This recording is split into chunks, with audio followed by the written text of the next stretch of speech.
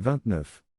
Le monde devient vrai si, en tant qu'objectivité abstraite, il perd sa consistance devant la consistance de la pensée qui seule a pu concrétiser son extériorité provisoire, ce que l'on n'a d'ailleurs jamais fait. Personne n'a jamais pu retenir une sensation ou un sentiment, puisqu'à chaque instant il passe dans l'instant suivant, qui est identique, dans sa privation, au précédent. Le désir, en effet, s'enracine dans la pensée réfléchie.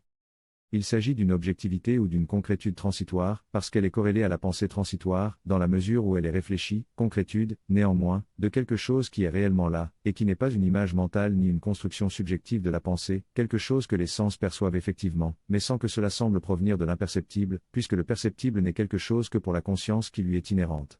Une limite reconnaissable comme une limite de la pensée, qui demande à être libérée. Ce n'est donc pas le monde, mais ce qui, en percevant, se fige dans des formes habillées de pensée immédiate, qu'il faut prendre pour le monde, afin que l'homme, chaque fois attiré et déçu par elle, à travers la contradiction et la douleur, cherche la pensée réelle, ce qui rectifiera la vision.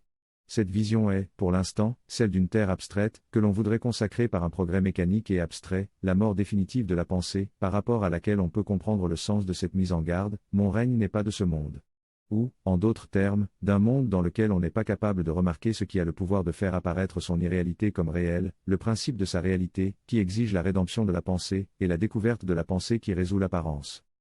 L'animadversio de la transcendance est cependant un don, ou un message, qui doit être mérité.